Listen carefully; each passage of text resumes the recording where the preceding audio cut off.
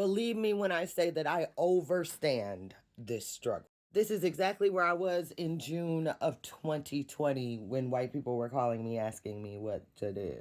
I had started my DEI firm in March of that year with no expectation that all this George Floyd stuff was going to happen. So when it did, it was like a very good business opportunity for me, but it was killing me inside to deal with these beginners who I had to explain racism to, because why?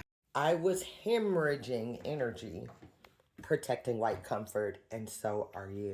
And what I found was that once I started being very, very honest, not rude, not unprofessional, honest with white people, the ones who did not want my flavor of honesty removed themselves from my life.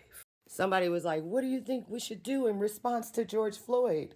And I was like, "You don't want to hear what I think." They were like, "No, no, we do. We do want to hear what you think." So I was like, "This is what I think we should do."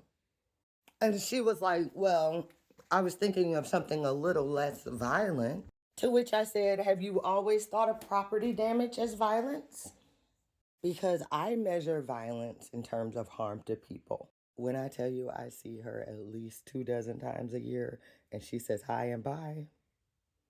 People asked me about stuff they could Google, and I was like, expecting free labor out of a black woman's body is very on trend for America, but I'm going to go ahead and invite you to Google it so I don't rob you of the opportunity to educate yourself. Girl, start being honest. It feels so much better. It feels better for you because you don't have to bite your tongue and swallow stress to protect whiteness.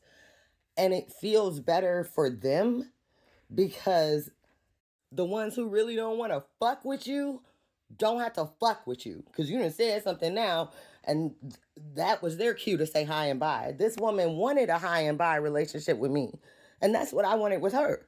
I just didn't know it. People said, "I never even thought about that." And I said, yeah, that's how racism is set up, so that white people can see themselves as race neutral and don't have to think about that. Use firm, no negotiation phrases like, "I only discuss things like that with people who share my ethnic background. You deserve emotional support around this, and I'm not the one to give it to you.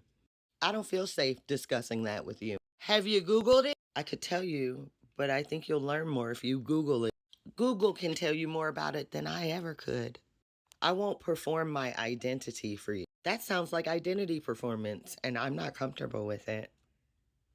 Ooh, also start naming whiteness. Say white everything. Say European American, Euro descendant American, white Americans, white media, white government, white supremacy, white privilege, white fragility. If you want more stuff that can speak more specifically to your situation, slide in my DMs and I can help.